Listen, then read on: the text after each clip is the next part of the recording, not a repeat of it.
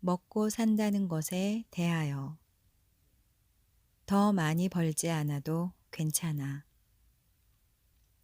회사를 그만둔 지 1년이 넘었다. 회사를 그만둔다는 건 월급을 받지 못하게 된다는 뜻이다.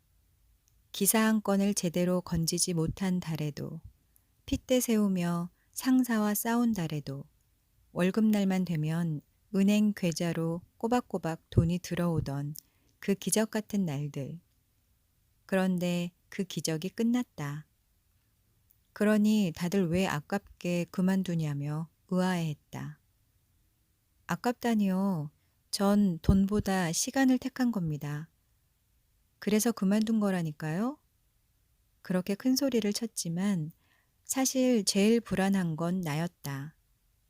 그런 기적과 거리가 먼 생활을 경험한 적이 없기 때문이다. 아니, 경험은 둘째치고 상상만으로도 몸이 떨리는 일이었다. 결국엔 무작정 그만두었다고 말하는 편이 실제에 가까울 것이다. 그래서 결국 어떻게 되었냐고? 이상하게도 전혀 아무 문제도 생겨나지 않았다. 나는 지금 어떤 불안도 느끼지 않는다. 불만도 없다.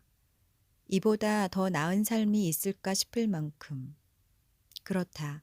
난 자유다. 혼자 사는 단칸방에서 새처럼 고양이처럼 자유롭다 하고 허공을 향해 외치고 싶다. 그런데 대체 왜 그럴까? 퇴직금이 두둑해서? 은행 예금이 남아돌아서?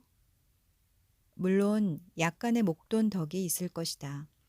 이런 날을 위해 꽤 오래 준비를 했다. 마지막 얼마간은 허구한 날 돈 계산만 했던 것 같다. 정말이지 피땀 흘려 모았으니까. 그러나 아무리 많은들 안심할 수 없는 게 또 돈이다. 서점에 가보면 안다. 돈 얘기뿐인 책들도 얼마나 많은가. 노후엔 1억엔이 있어도 모자란다느니 인류 기업에 다니고 있어도 방심했다간 빈곤 노인으로 전락하고 만다느니 며칠 전엔 세금 테러를 조심하라는 대문짝만한 광고를 봤다. 테러라는 불안한 단어가 호기심을 자극해 들여다보니 5억엔 상당 자산가들이 테러 대상이라고 준비를 게을리해선 안 된다고 쓰여 있었다. 아니, 5억엔이나 있으면서 그까지 세금이 문제입니까? 하는 소리가 목구멍까지 차오르겠지만 그게 그렇지가 않다고.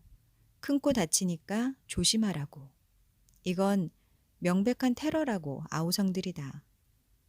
한마디로 한도 끝도 없다는 거다. 제 아무리 돈이 많은들 누구도 불안해서 벗어날 수 없다. 돈만 있으면 두 발 뻗고 속 편하게 잘 수 있을 거라고 생각하지만 사실은 그렇게 단순하지가 않다. 결국 아무리 많아도 안심할 수 없는 게 돈이다. 그러니 돈을 모으면 자유로워질 수 있다는 건 허황된 꿈이다. 그러는 당신은 어떠냐고? 나는 마음이 지극히 평온하다. 지극히 자유롭고. 왜일까? 곰곰이 생각하다 예상치 못한 결론에 도달했다. 날 자유롭게 해준 건 돈도 아니고 자산도 아니고 특별한 재능도 아니었다. 바로 요리였다. 요리라고 해봐야 뭐 그리 대단하거나 복잡한 게 아니다. 자세한 이야기는 나중에 하겠지만 내가 말하는 요리는 요리책을 들여다볼 필요도 없는 지극히 단순한 요리. 다시 말해 밥, 국, 채소절임 같은 것들이다. 나는 가지고 있던 요리책들을 거의 다 처분했다. 요즘 나의 식생활에 대해 쉽게 정리하면 이런 식이다. 요리 시간 10분, 한 끼당 식재료비 200엔. 특별한 기술이나 재능이 필요하지도 않다. 메뉴가 똑같기 때문에 오늘 뭐 먹지? 고민할 필요도 없고 미리 만들어둘 필요도 없다. 따분하다고? 먹는 재미가 없이 무슨 맛으로 사냐고? 나도 한때는 그렇게 생각했다. 푸짐한 밥상이야말로 내일을 위한 활력소라고 생각하며 전 세계 요리를 만들어 먹었었다. 잡지와 입소문을 동원해 정보를 수집하고 맛집을 순례하는데 얼마나 많은 돈과 노력을 쏟아부었는지 모른다. 그런데 이런 식생활을 시작해보니 예상치 못하게도 내 입으로 칭찬하기는 못하지만 정말로 맛이 있다. 소박하기 이를 데 없는 이 밥상이 그리워 집으로 뛰어갈 만큼. 진짜다. 농담이 아니다. 돈과 노력을 쏟지 않아도 먹고 산다는 것은 가능한 일이었다. 그것도 최고로 맛이 있었다. 그럼 하고 의문을 느낀다. 대체 인생이 뭘까? 난 지금까지 무엇 때문에 그렇게 애를 쓴 것일까? 지금까지 풍요로운 삶을 위해 필사적으로 살아왔다. 어렸을 때부터 어머니 성화에 열심히 공부했고 대입이라는 전쟁터에서 싸워 살아남았다. 그래도 시련은 끝나지 않았다. 대학을 졸업하자 이번엔 월급을 많이 주는 회사에 들어가려고 바동거렸고 그 다음엔 힘들게 손에 쥔 그 지위를 놓칠까봐 내키지 않는 일이라도 무조건 참고 견뎠다. 그 모든 게 풍요로운 삶을 위해서라고 나 자신을 위로하며 이를 악물었다. 그러나 돌이켜보면 그런 것들은 풍요로운 삶과는 아무런 상관이 없었는지도 모른다. 사람이 살아가는데 꼭 필요한 것이 그렇게 많지 않다는 것을, 그것들이 비싼 돈을 들여야만 얻어질 수 있는 게 아니라는 것을 나는 뒤늦게야 깨달았다. 나는 나이 50이 되어서야 더 많이 벌어야 한다는 무간 지옥에서 탈출할 수 있었다. 자유를 쟁취한 것이다. 정말이다. 한 끼에 200엔, 넉넉 잡고도 한 달에 2만 엔이면 충분히 먹고 살 수가 있다. 한 달에 2만 엔이라니. 물론 인생이 그리 호락호락한 건 아니다. 사는데 필요한 돈이 비단 식비뿐인가?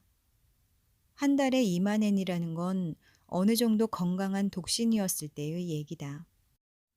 부양해야 할 가족이 있을 수도 있고 가족 중 누군가가 병이 들었을 수도, 갚아야 할 빚이 있을 수도 있다. 그렇다 해도 사람이 먹고 사는데 필요한 돈이 그다지 많지 않다는 걸 알고 나면 인생이 다른 빛깔을 띠고 다가오지 않을까? 사실은 돈을 위해 소중한 시간을 낭비할 필요가 없을지도 모른다. 하고 싶은 일을 하고 살면 그만일지도.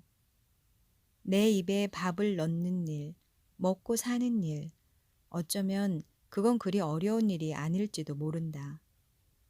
다들 이 가혹한 세상을 즐겁게 헤쳐나가는 게 불가능하다고 믿고 있지만 어쩌면 그것은 모두 착각인지도 모른다. 인생은 두려워할 대상이 아닌 것이다. 침샘을 자극하는 최강 밥상. 이리하여 드디어 회사를 그만두고 반경 1km 이내의 세상을 자전거로 어슬렁어슬렁. 어떤 날은 일을 하고 어떤 날은 일을 하지 않기도 하며 잘 먹고 잘 사는 중이다. 따라서 기본적으로 점심이든 저녁이든 집에 들어가 집밥을 먹는다. 이탈리아나 스페인 사람처럼 어디까지나 텔레비전에서 본 이미지일 뿐이지만 문제는 메뉴. 이탈리아나 스페인 가정과 달리 눈이 휘둥그레지는 식탁과는 거리가 멀다. 너무나 소박하고 매일 똑같은 밥상이다. 밥, 국, 채소절임의 세계. 유명 요리 연구가가 요즘 국 하나 반찬 하나를 제한하신 일로 평판이 자자한데 우리 집이 딱 그거다.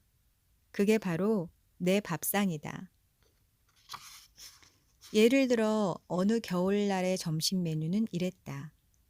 현미밥, 매실 장아찌, 무즙, 당근 쌀겨 절임, 고구마, 파, 유부를 넣은 된장국. 150엔이나 들었을까?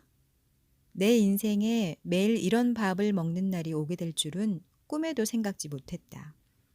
알고는 있다. 매일 똑같은 음식을 먹으면서 대체 어디서 인생의 즐거움을 찾을 수 있겠느냐고 코웃음 칠 분들이 많으리라는 것을. 분명 먹는다는 건 이제 온 국민의 즐거움이 되었다. 편의점에서도 신제품들이 끊임없이 출시되고 너나 없이 맛집을 검색하는가 하면 인터넷이며 책이며 온갖 레시피로 넘쳐난다. 숨만 쉬어도 맛있는 음식에 관한 정보가 눈에 들어오는 시대에 우리는 살고 있다. 모두가 맛있는 음식을 먹고 싶어서 안달이다. 물론 나 역시 오랫동안 그래왔다. 그런데 그런 맛있는 음식과는 차원이 다른 이 소박하고 단조로운 밥상이 나는 너무나 그리워 어쩔 줄을 모른다. 정말이다. 누구보다 내가 가장 놀라고 있지만 이건 분명한 사실이다. 가까운 카페에서 오전에 해야 할 일을 마치고 점심을 먹으러 갈 때면 자전거를 얼마나 쌩쌩 몰고 가는지, 도착하자마자 밥을 푸고 국을 뜨고 쌀겨에 절인 채소를 꺼내 썰고 우적우적 후룩후룩 엄청난 집중력으로 눈앞의 그릇을 깨끗이 비워낸다. 그리고 오후엔 다른 카페에서 일을 하고 다시 집으로 달려와 우적우적 후루룩 후루룩 다음 날에도 그 다음 날에도 메뉴는 거의 바뀌지 않는데 질리지가 않는다. 그뿐만이 아니다. 어느덧 나는 온갖 솜씨를 부린 훌륭한 요리가 목에 잘 넘어가지 않게 되었다. 분명하게 말할 수 있다. 난 그런 요리가 무섭다. 화려한 레스토랑에서 먹는 초밥과 코스 요리가 무섭다. 맛있고 훌륭하다는 건 알고 있지만 그걸 알기에 왠지 온 힘을 다해 그 맛을 즐기지 않으면 벌을 받을 것만 같은 기분이 든다. 그래서 좀 지쳤다고 할까? 필사적으로 헉헉대며 먹고 있는 나. 다시 한번 말하지만 맛있는 건 알겠다. 하지만 지금의 내겐 지나치게 맛이 있다. 맛의 과잉이랄까? 싫지는 않지만 딱히 좋아하지도 않는 사람이 끈질기게 따라붙어 떨어지지 않는 느낌. 그러다 보니 내 손으로 진수성찬을 만들어 먹겠다는 생각이 완벽하게 사라지고 말았다. 채소 절임으로 충분하다. 나는 매일 기쁜 마음으로 소박한 밥상을 대하고 있다. 오늘도 소박한 밥상에 기쁨을 느끼는 내가 나도 놀랍다. 대체 어떻게 이런 일이 생기게 된 걸까? 그에 대해서는 뒤에 이야기하겠지만 지금 분명하게 말할 수 있는 것은 결과적으로 내가 식생활에 들이는 비용이 크게 줄었다는 사실이다. 한 끼 200엔으로 계산해서 한 달에 2만 엔이면 족하다.